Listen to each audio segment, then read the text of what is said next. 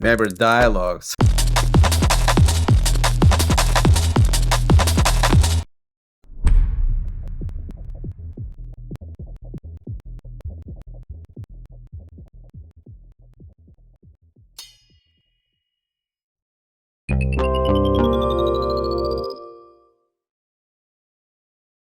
Welcome, everyone. Welcome to Mebert Dialogue. Today we have a great person, great guest, and great friend of mine, Zamir.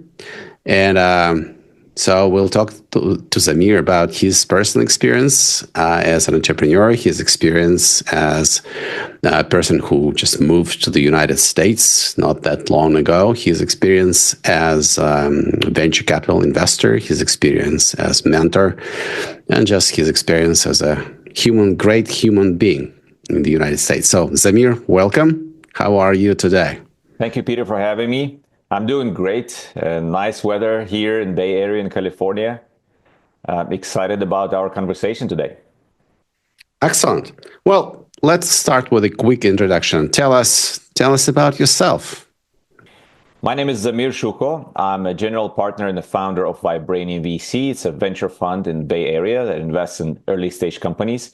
Prior to that, I was a serial entrepreneur. I was building different businesses, different companies, one of which was Global Venture Alliance, where we built corporate accelerators, corporate innovation programs, executive education, and we were connecting Silicon Valley to the rest of the world. So I did a lot of work with Silicon Valley experts, with universities like Stanford, Berkeley, and other amazing places. So we would bring the best knowledge, the best methodologies, the best practices on how to build startups into emerging markets, predominantly CIS region. That's where I was originally from. But later we started working with China, India, Middle East, some European countries, etc. So yeah, that's my journey. Real cool. When did you move to the United States? So I actually had three iterations of being in the United States. The very first one, I was an exchange student, and back in 1999, where I came to the United States for a year. I graduated high school here. I went back. I did my degree. And then I came back again in 2003 to do some work, to get some experience. I stayed here for a few years, then I went back again and opened up several businesses and started building my career. But my recent move was in 2022, after things started between Russia and Ukraine. The business I was doing was suffering because we were working with a lot of international experts. We were bringing different programs from Stanford to places like Moscow, etc. So unfortunately, it became impossible to do that kind of business, and we decided to move the team and the fund to Silicon Valley in 2022. Amazing. So, well, to tell us, so you permanently moved to the United States just about 3 years ago, but you have achieved and accomplished so much. How did you manage that? Well, United States was always a place where I felt very comfortable in communicating, because since I was a young teenage boy, I kind of enhanced the culture, or learned the ways of how things work in the United States, and I try to take the best from here. And what Americans do really well is they market and sell very well. So this is an amazing skill that almost anybody here has, starting from a person who just sells cookies on the street all the way to the biggest corporations in the world. So that is the skill that I notice a lot of entrepreneurs in the former Soviet countries didn't have. So we started building these programs, bridges on how to allow these great technical, skillful engineers, programmers, mathematicians, train them and teach them how to package their product better, build a business around it, and then sell it or fundraise, go to global markets. So I had this relationship with the United States for a few years, and I knew this country very well. So the move was not too hard for me and for my family because we knew what to prepare. Like, we understood the culture, we understood the the typical day-to-day life in the United States. We knew how to get around, how to find the right house, find the right school, purchase a car, get a credit score. So all of those things were something that I've done in the past, and my wife as well. We actually met in the United States back in 2006. So she was going to college in New York, and I was traveling there. So we met in the community center in New Jersey. So that was a pretty interesting, life-changing event for me as well. Oh, great, really great. So, getting back to the moving yourself, your entire life to the United States, your family. I know you have a great dog, and it was also an undertaking to bring the big dog in the United States. Not easy. Just a couple of words. What are maybe a couple of advices to the newcomers to the United States? What should they expect? What should not be surprised with? What may be the main barriers or challenges to get accepted in the United States, blend in, network, find friends, and settle down? I think one of the important things to have is a source of income.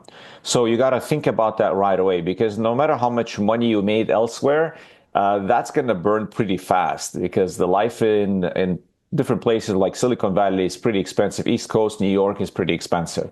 So when you come, you want to make sure that you understand where you're going to have a source of income, whether it's your startup or a company that you owe, or you're going to apply for a job, or you're going to open up a new business here. For that matter, you have to come in with the right visa type, which will allow you to make money. Because if you come in as a tourist, or if you come in as a student, or if you come in as a dependent on O3 visa, that will not allow you to work, and it's going to create a lot of obstacles for you to maintain a lifestyle that you're used to. So I would urge to think about what entrance visa and what type of visa you're going to be applying for in order to enter this country. Right now, it's a bit challenging because of everything that's going on, changing administration, changing the laws. Some programs are being frozen that used to be sponsored by USAID. So it's getting a little more challenging. But, think about, how am I going to make money when I arrive in the United States? And if you have a family, it's definitely a good idea to think, how is my spouse going to make money? Because again, two people income is much better than one person income in the United States. Then the second thing, of course, try to settle in a place where you know somebody, or there's a small community maybe of people of your origin. For example, there's a lot of people from former Soviet Union, different countries that reside here in San Francisco and Bay Area. So you can easily find other families. You can easily find people who speak your language, and just spend time with them, have your kids spend time with them, etc. So you don't feel that lonely in a foreign country when you're around people with the same cultural code. So there are a few locations like that have enough people in the community, but Bay Area is especially interesting because a lot of tech founders, entrepreneurs, investors are here. So we don't come just from the same background, but we also do the same line of business. So there's a lot of different kind of collaboration events that we meet at, etc. So that's something to also consider, because it might feel lonely, when you are entering a new country and you don't really know anybody, and it's just a job and home, but in between, you got to have a social life. And especially for kids, if they're teenage kids, they might start missing their families. I know a few of my friends who moved here with teenage children. They started having issues with adaptation because the kids were started, missing their home and friends, and they wouldn't adapt to anything new.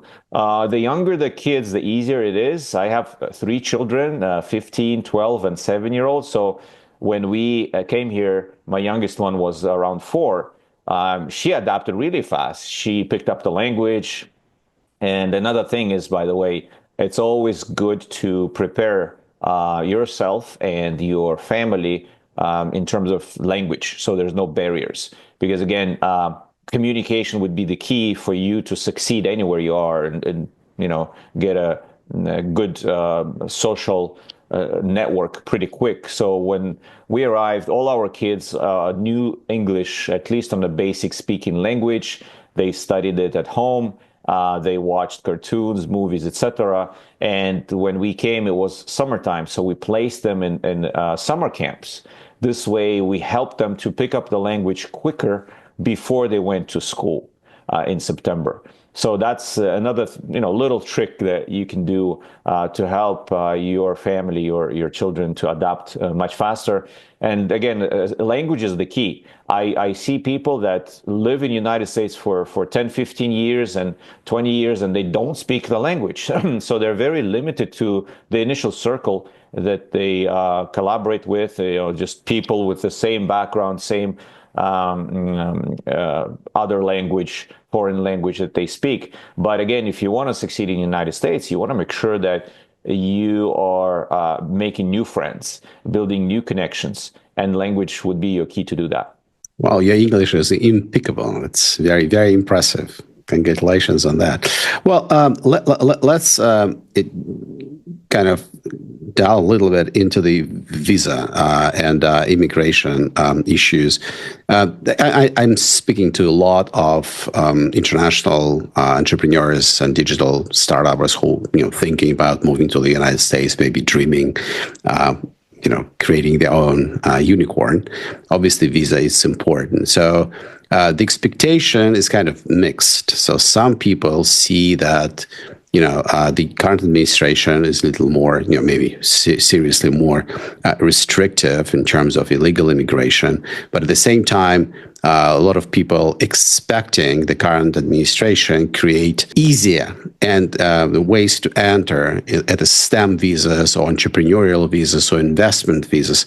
What are the current trends? What do you know? What can you share with our friends out there? That's a great question. I'm a member of National Venture Capital Association, and NVCA is the largest group and organization which sits in Washington and lobbies the interest of VCs and founders. We just had a meeting this morning, and one of the questions was, how do we help more talent to enter the United States? Because one of the shortcomings and the problems that AI companies have is a lack of talent. We cannot create enough talent by putting people in universities. That's going to take 4 years. And the competition is real, right? Especially with countries like China, between China and the United States. China produces 8 times more AI engineers than the United States. So that's a very big advantage.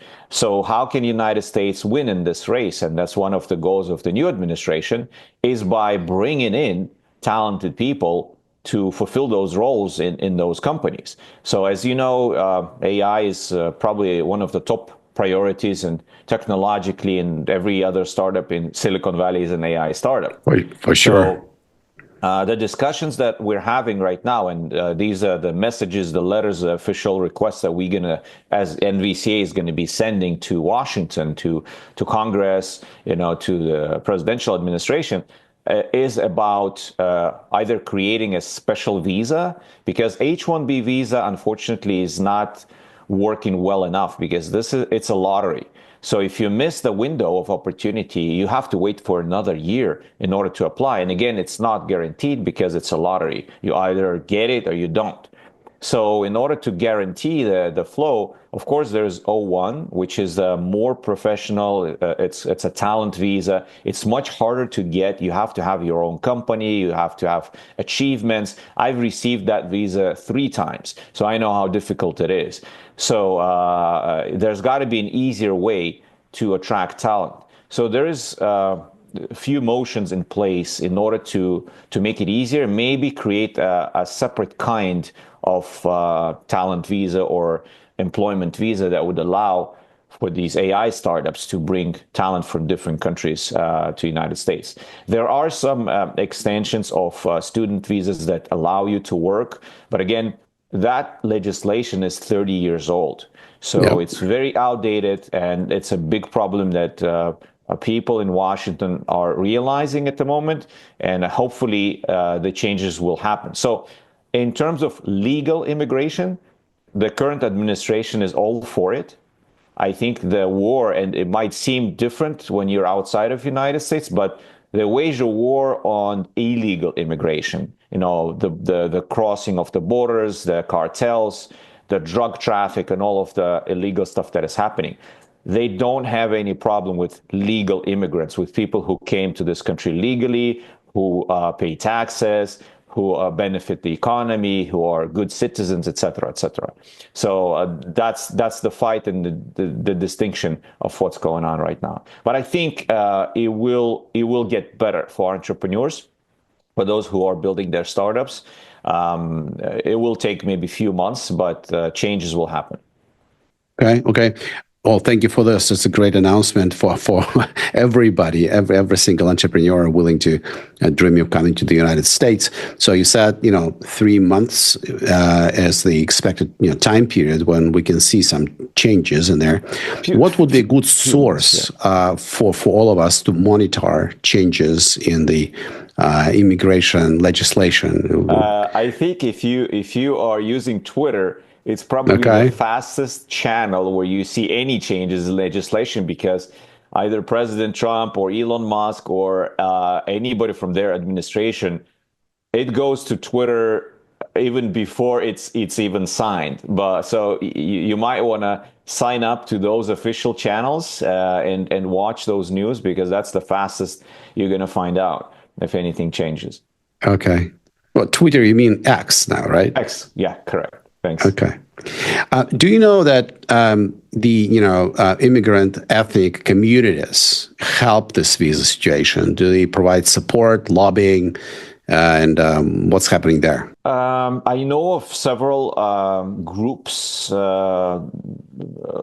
private communities that are working and again trying to lobby these kind of things. But probably the best way to do it is when Congress representatives receive letters from their citizen who elected them into the body. Then that's probably the fastest and the shortest way to get things moving in the legislation. And again, this has to be a two-directional thing. One direction is from the top down, like from the presidential administration, and the other direction is from the people up, right? And then if we put pressure from two sides, then things are gonna start moving for sure. Okay. So, in your experience, this channel, lobbying through, bottom up through your elected congressman, it actually works. Yeah. In this country, it does, because those congressmen during the midterms, they want to be reelected, right? So it's 2 years from now. So they better start doing what people who elected them are worrying about, or they want things to be changed to get reelected. It's a rotation. Otherwise, if they don't, let's say if what they're pushing is not something that the citizens who elected them want, it's a pretty quick change. There's many people, very talented, very smart, lined up to get into that seat. So it's a real competition. So unless they do their job very well, they're going to get substituted. Okay. Well, it's promising. That's cool. So tell us a little more about the National VC Association, meaning tell us about the organization. What are the current trends? What's on the agenda? What should all of us expect from VC community, VC industry in the next 2-3 years?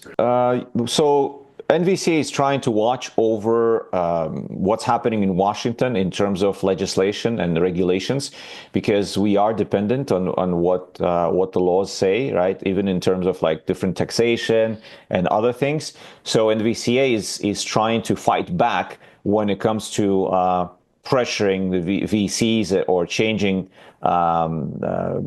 different laws not in favor of the VC community, because I believe that VC community is one of the most important drivers of economic growth here in the United States. If you look at the companies that are top 10, the most expensive companies right now, I think 9 of them were VC backed. So all of companies like Apple, Microsoft, Tesla, etc. So all of those companies were backed by venture capital, which means this is a real working tool to create economic growth and basically leadership when it comes to technology. Whenever legislation is trying to kind of limit that market or create additional obstacles, for example, with AI, a lot of legislation in the beginning was trying to prevent AI startups from using data, et cetera, covering it up with like a data security issues or privacy issues. But that if the VC community and startup community didn't fight back, we would not see any AI startups right now. It would be a very constrained, just like European legislation is killing the AI, and that's why we don't see any AI unicorns in Europe at the moment. That's a similar thing that would have happened here if we didn't fight back. So a lot of people, a lot of smart organizations and leaders stood up, and they basically said, if you do this, if you put these restrictions, United States is going to lose the AI race. And that's not what the current administration also wants, right? So there's a big challenger in the room, which is China, and they have pretty much every resource they can use from the government and a lot of government support to dominate the space. Basically, if you're asking of like what is the current what are the current topics that NVCA is working on, is continue the fight to allow VC community, VC vertical to develop and remain the backbone of the most successful companies. Secondly, everything that is related to AI, basically allowing startups to train their models, allowing startups to develop without sophisticated kind of limitations, let's put it that way. For example, recently there was a limitation that there's an organization called CFIUS. That organization oversees all the critical technologies, infrastructure, things like cybersecurity, things like space tech, etc. So that organization, under previous administration, started bombarding founders with requests to fill out a 50-page form and explain what their AI is doing and report this and report that. And if a startup is like 10 people team, they don't have the capacity to report like that, right, to large authorities. So that was bothering a lot of founders and a lot of VCs. They were complaining to their investors. So we were complaining to NVCA. So they started the pushback motion. So things like that. I mean, you don't really see this on the surface because we're not too public about doing that, but protecting the rights of VCs and founders likewise, because if founders don't succeed, VCs don't succeed. So it's our job to kind of watch over our portfolio companies, hear what the complaints are, what the problems are, how they're getting suppressed by any local, maybe state legislation. Those fights are also happening here in California, in San Francisco. So we work with like Chamber of Commerce, we work with other people on the ground in order to make sure that, we can still grow these businesses and allow them to develop their technology. Great. Well, you have all of our support. Best of luck. We need it, all of us. Tell us a little more, your perspective on this, I would say, startup investment infrastructure, right? Tell us what's the difference between accelerator and, how you call this, accelerator. So there's incubators, Accelerators, accelerators. and yes, let's start. We'll cut it out. I lost my train of thought. So the difference between different accelerators and incubators, difference between private investors, the angels and venture capitalists. How does the whole thing work? Where do you start to finding your path to investment, your path to the market? So if you look at the whole thing, it's actually an ecosystem. Every player has his own role inside of that ecosystem. And everybody is important, just like bees are important to humanity, right? If with no bees, that's it, we're done. So they're little creatures, but at the same time, they're super important to the ecosystem. So when you think about the journey of a startup founder, when you start from scratch, you have an idea, you find a co-founder, you start developing something, you're bootstrapping, you're using your own resources to do that. So the very first money would come to you from angels, like they call them business angels. Those are the people that they might know you. They might have, some money to invest, small checks, 20, 30, $50,000. So those business angels are the very, very first money, believing in you, understanding that you're doing, and coming in. Sometimes, if you are a part of a university or some lab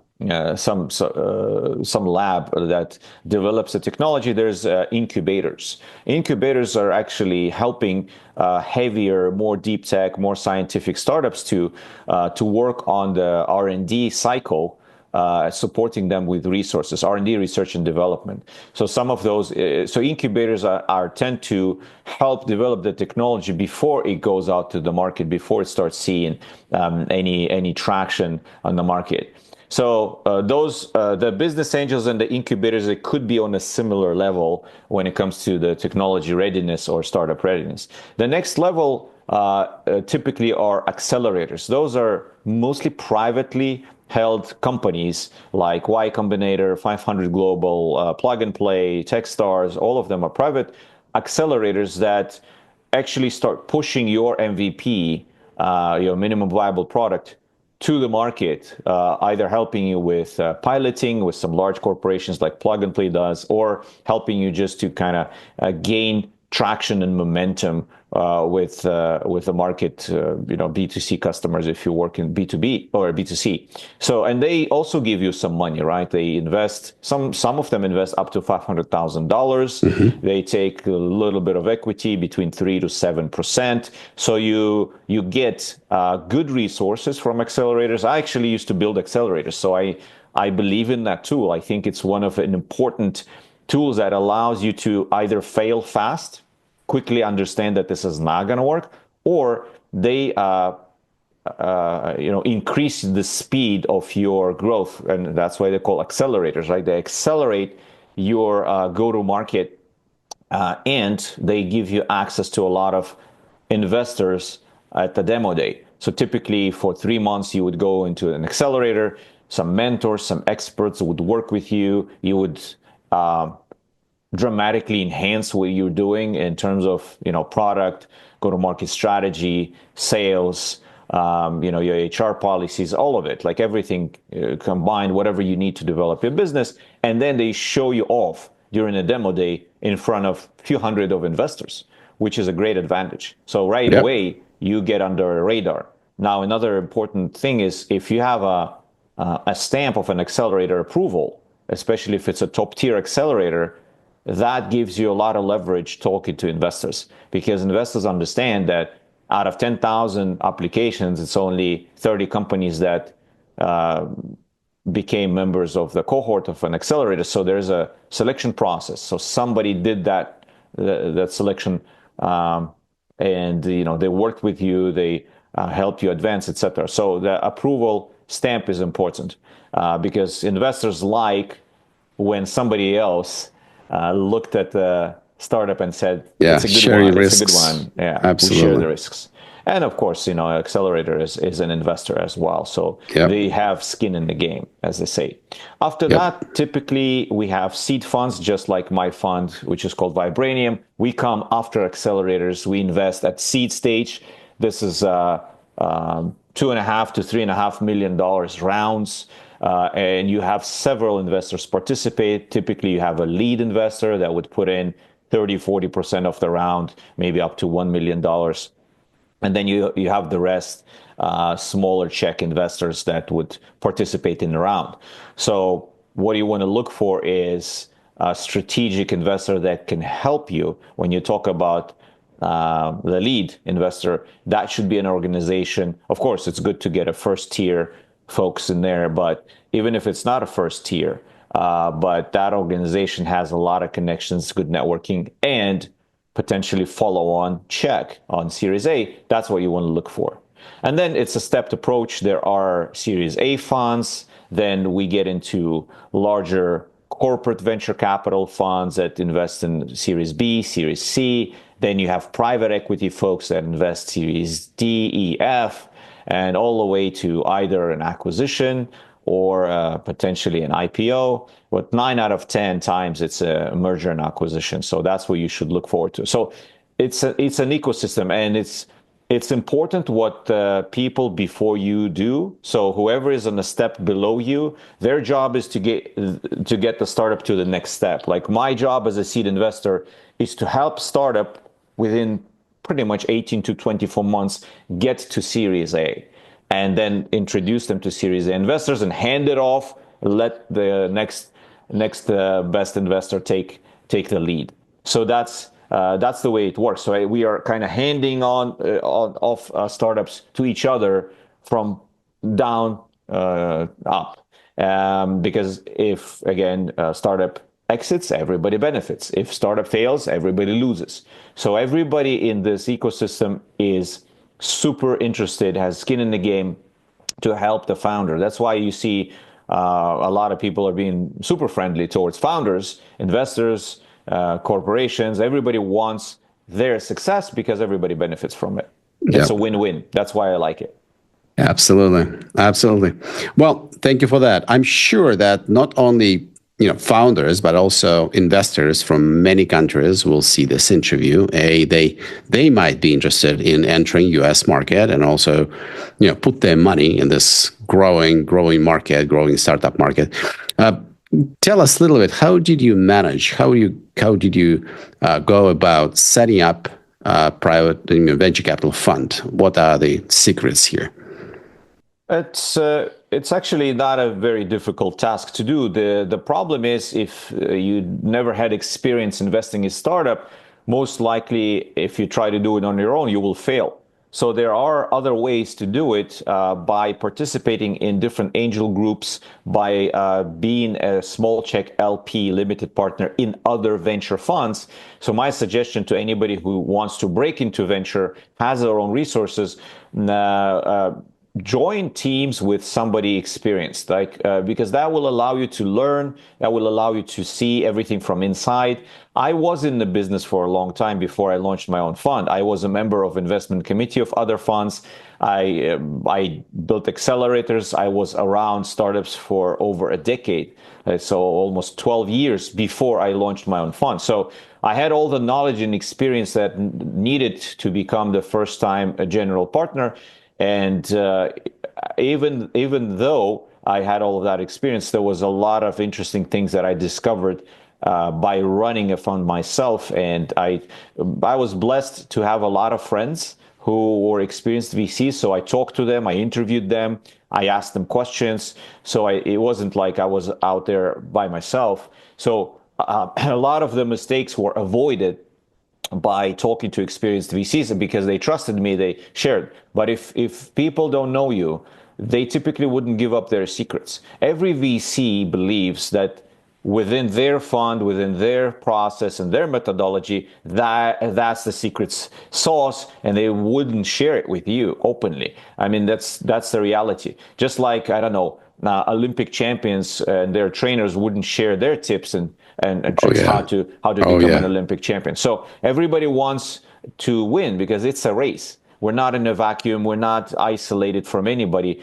There is a competition among startups. There is a competition among VCs. So if you ask a question of any successful VC, so how did you get into that deal?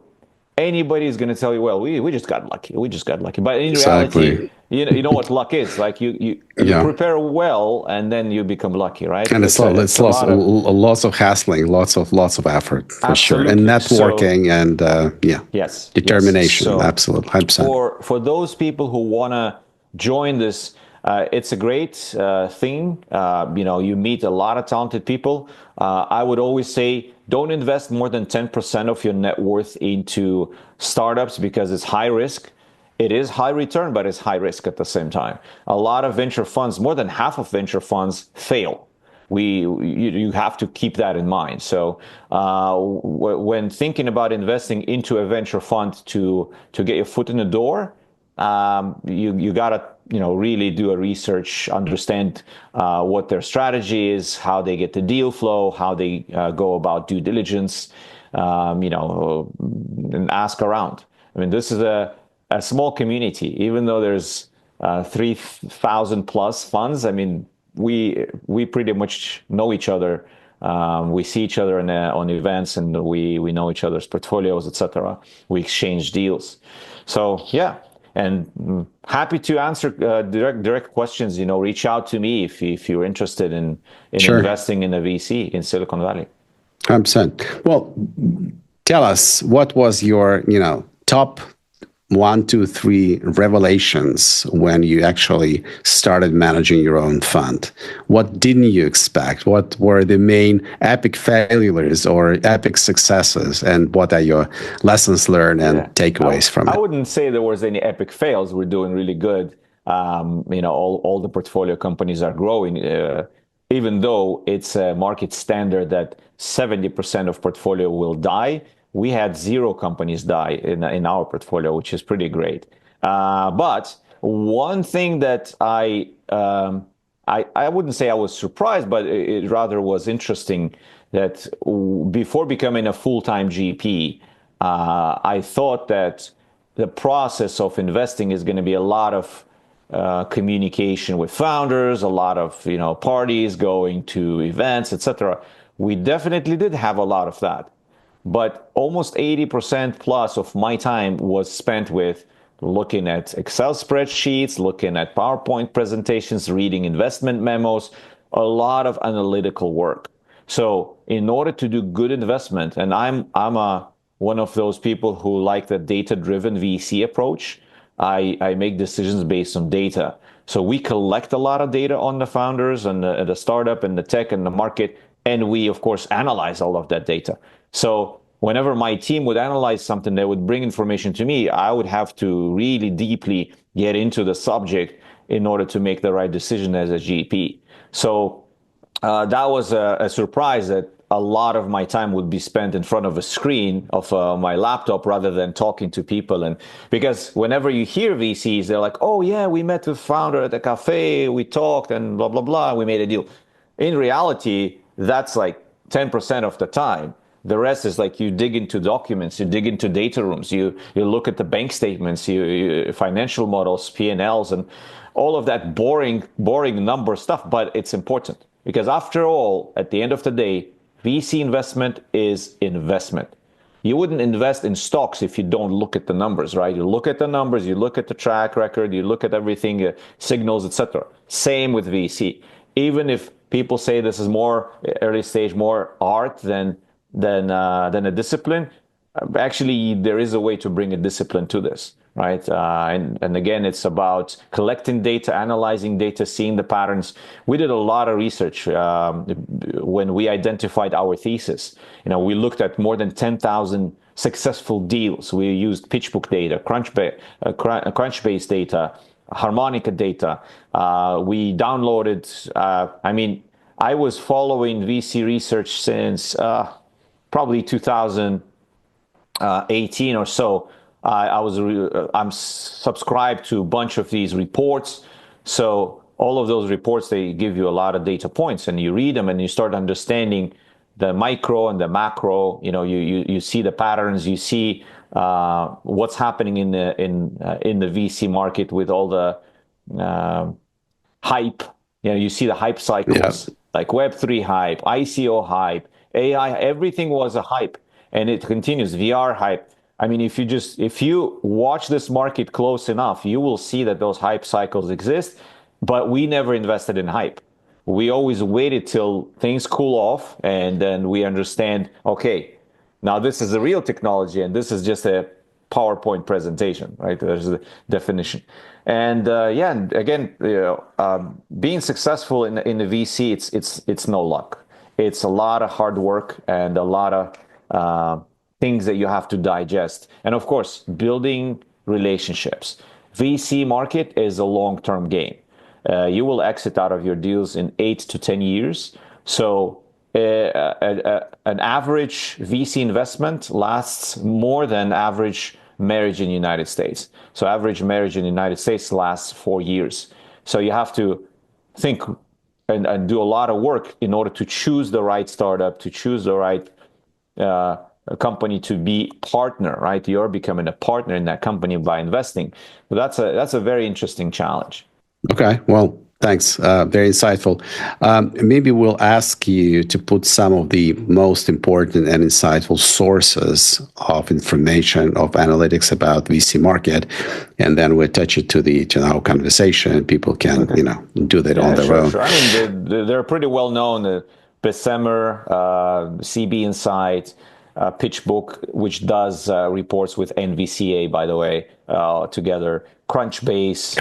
There are a few others like consulting companies like KPMG, EY. They produce reports on larger markets, but VC specific is more of the ones that I mentioned before. So, but it depends on like where you work and what kind of startup you're building. You might want to have some industry reports as well.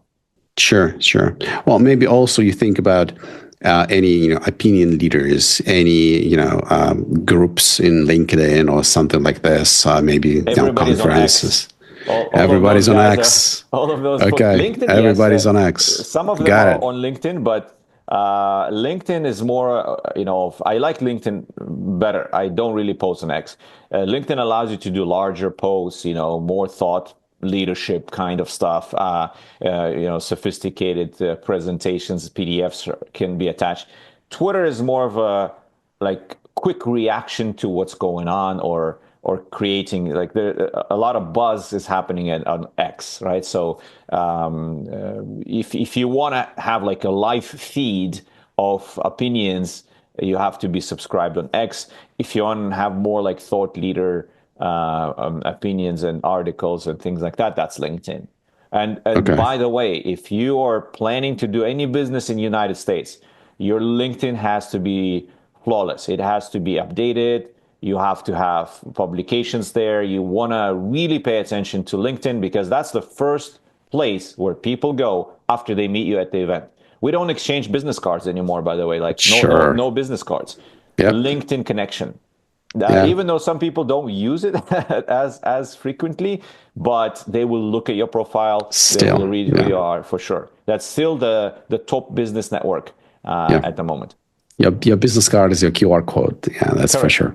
Yeah. Getting back to VC, very, very quickly on a surface, what's your secret sauce to successful investment? What are you looking for? What are your insights? Where this borderline between analytics, which you can get from spreadsheets and presentations and reports, and then art of reading people, reading between the lines, understanding teams, leadership style, this kind of things.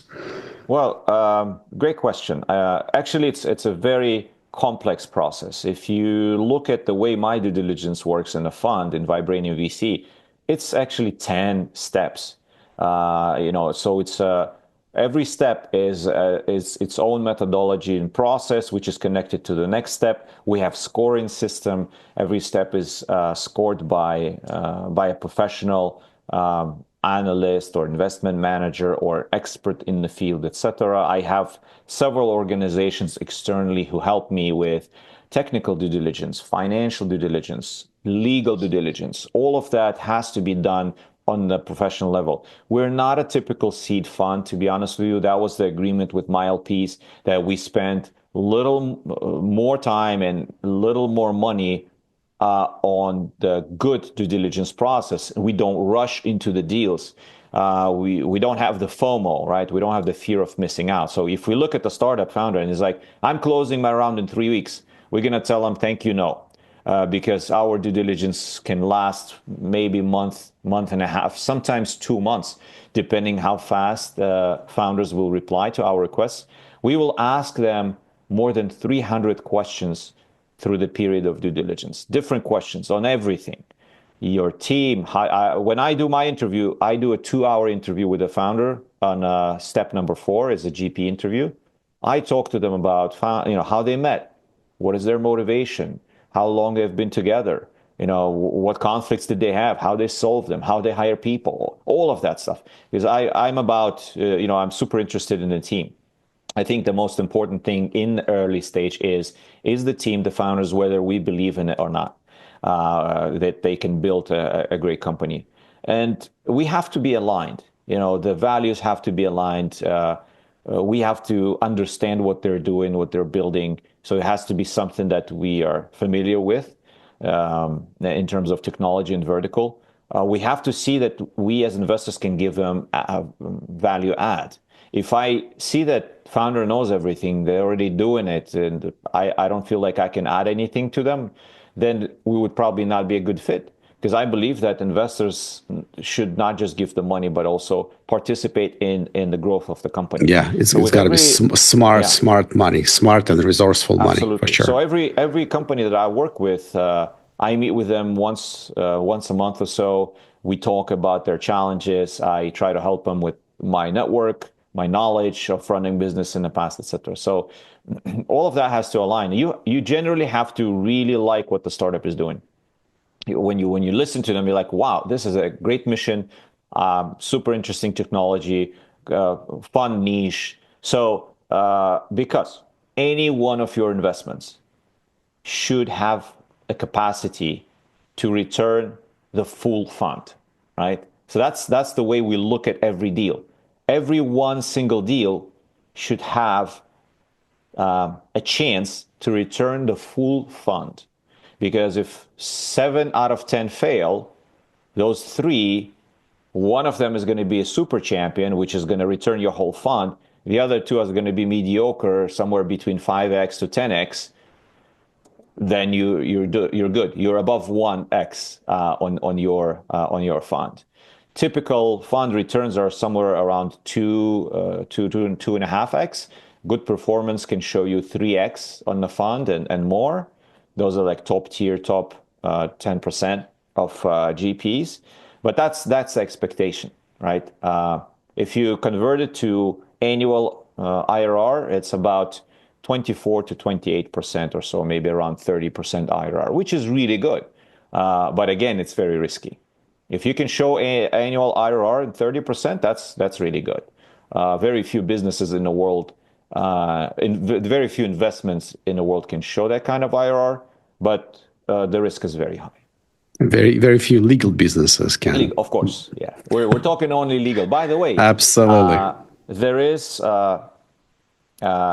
there are ethics in VC. For example, when we started investing, we actually published this right away. We said, okay, we are not going to invest in unethical businesses. For example, we're not investing in anything related to tobacco, anything related to alcohol, anything related to drugs, anything related to adult industry like porn business, OnlyFans, anything with warfare or any kind of illegal activities. I don't know, trafficking or whatever.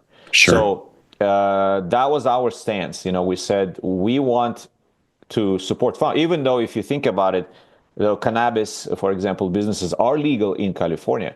And we could probably make a lot of money if we invested and we got offers from early unicorns that are now really big companies. We said no, because it's just, for us, for our LPs, for our team, we felt that this is not something we want to support. We wouldn't be it's important. It's important. So you put your values first as a foundation for investment thesis. Exactly. Yeah, that's and again, that's cool. There were offers to support some websites with adult content and other things, alcohol distribution startups. those companies were doing really good. When you look at their numbers, they have amazing growth, etc. But we felt that it's not ethical, and we didn't want to go that way. Okay. No, well, thank you for that. Very helpful. Tell us a little bit about what are the current trends. Well, everybody who is following the industry, they understand a little bit of a group mentality. So the trends, and you mentioned this as well. So what are the current trends? Where people really invest? What kind of business models or industries or technologies on the rise in the VC industry today? So the biggest buzzword right now is agentic AI. So it's not just AI, it's now building agents. It used to be last year, used to be co-pilots. Now everybody's building agents, and you see giants like Salesforce coming out with like agent marketplaces. So everybody's focused on how can startups build, or not just startups, but maybe larger companies as well, build agents that will replace a lot of manual human labor. So if you watch or follow what OpenAI is doing, ChatGPT came out with a beta of their agent that actually can do pretty much anything that a human can do in a browser or a mobile phone. So those things are growing really fast, and they're changing the face of industries. This AI revolution is going to be bigger than the mobile smartphone revolution that happened back in 2006 and 8. So yeah, that's the biggest buzzword right now, agentic, and how these agents will basically collaborate with each other, communicate to each other. Now, if you think about it, the whole internet was built to work with humans, right? Yep. Basically, the websites, the interfaces, everything was done for a human.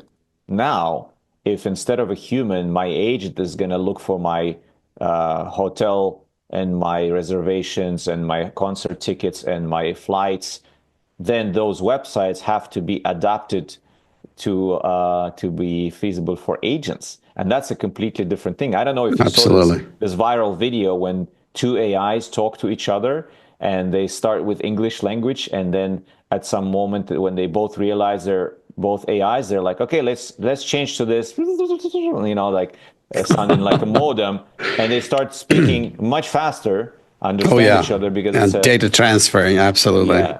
So it's like, okay, now if verbal AI agents or assistants will switch to that language, how about the ones that look at the internet and then the websites and search for information? So Sure. it's going to change the face of the internet, because Yeah. now, and majority of traffic, again, just like it was in the past, majority of traffic at some point on mobile phones became larger than desktops. Same way here. Majority of traffic very soon, sooner than we all think, is going to be with agents. They are going to contribute to the traffic, and then everything online has to be adapted in order to fit them and the way they screen information. Yeah, I think it's a very important comment because I'm building my own startup based on the AI agent methodology and technology, and it's not only about internet; it's about all interfaces and APIs within corporate setup. Okay, so all your system, all your ERPs, all accounting systems, marketing systems, sales systems, they should be adopted for use of AI agents rather than humans, right? And then you think about how humans interface with their own agents, so the agents can interface with agents of other humans, and they eventually don't lose track of them because these dudes are very, very fast, right? And they will not wait for human to catch up. Yeah. No, That's it's very an cool. interesting question. How many agents will each of us have? Exactly. Yeah. Some corporations say, well, you just need one super agent, like from Amazon, and that super agent is gonna talk to all other agents for you. Other people say, like startups, for example, they say, well, you're gonna have many agents, just like you have many apps in your phone, and each one is gonna do their own thing, and Sure. you're gonna interact Specialized. with them, Yeah. specialized. Yeah. So we'll Yeah. see. We have to see what happens. Mm-hmm. It's still a dilemma. Yeah. I think it's more than dilemma. I think it's so many different possibilities, definitely more than two. But it's amazing, exciting time to do that. Well, let's try to wrap it up. So give us a little bit, your experience with the, immigrants, first generation immigrants, founders who came to the United States, and maybe your, do's and don'ts, and how to become successful if you're just coming to the United States with your own startup. We do work with a lot of immigrants, and myself, being an immigrant and So am being I. being part of the immigrant community, I do believe that immigrants have an upper hand. They have some advantages over people Really? who were born here, especially when it comes to hardworking and motivation. A lot of immigrants come here as a one way. They don't think about returning back to their original Sure. countries.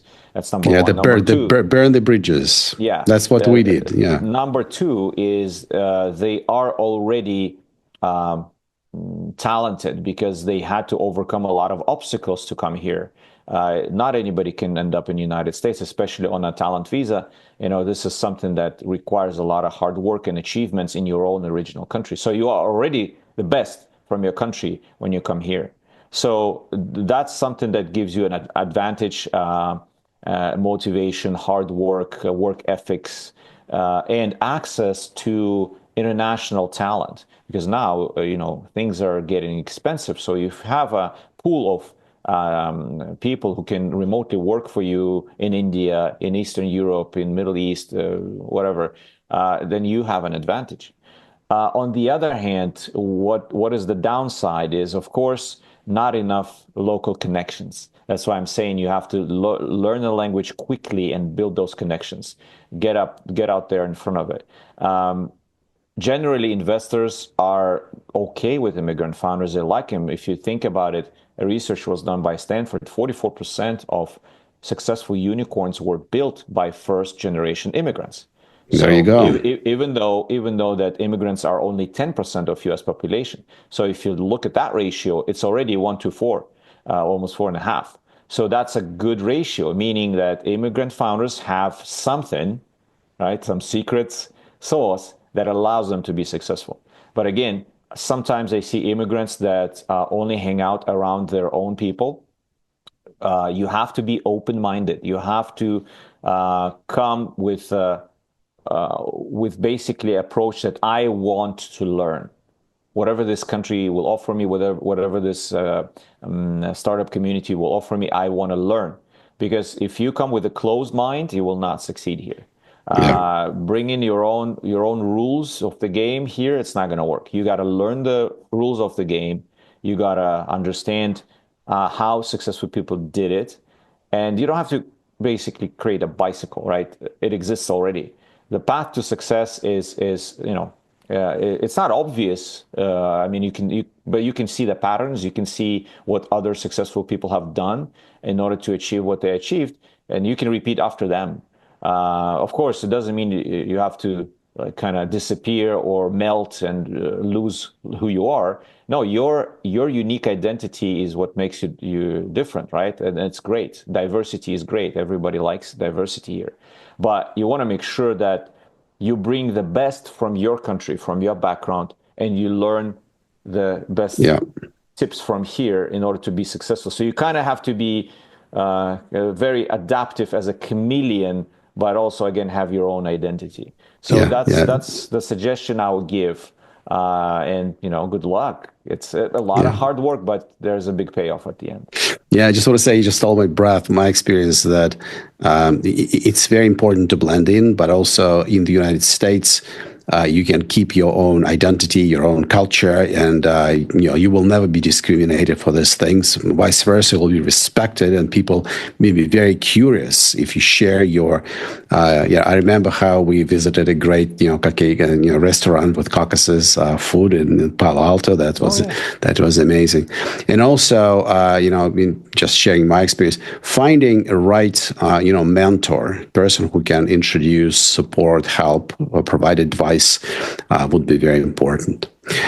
The last one, let's imagine you have tens of thousands of startups all over the world, and you have like 20 seconds to address them with greeting, a little bit of advice, a little bit of cheering, what would you say? It is important to find a unique problem that you're super passionate about. If you don't have passion about the problem you're trying to solve, you're not going to have enough motivation to keep driving your startup forward when the hard times hit, and they will hit for sure. There's no single startup that had it easy all the way. So the founder's motivation is the number one in my book, is the number one differentiator that makes a successful founder versus an unsuccessful. But in order to have that motivation, you really have to relate to the problem you're trying to solve. Don't fall in love with the product. We all know the product is your baby, but you got to fall in love with the problem. You got to really understand who you're solving it for and why. The why is super important. If there's no big why, there's no big mission about what you're doing, just doing it for money is not gonna make you a champion. So yeah, find that big why, find that big problem, fall in love with it. That will give you a lot of motivation to drive this forward. Great. Thank you so much. And don't be afraid. It's from me. Just don't be afraid. Follow your dream, make it happen. Great things. So everybody's welcome. So Zamir, thank you so much for your time. Very insightful conversation. Thank you for your personality. I'm sure that our audience will have questions. So we send these questions to you, and we'll be really, really helpful and grateful if you help us and help all of entrepreneurs around the world. Absolutely. You have a great day, great success, and we stay in touch. And thank you very much. Thank you very much for the conversation. Thank you, my friend. That was great. Thank you. Have a great day. Bye-bye.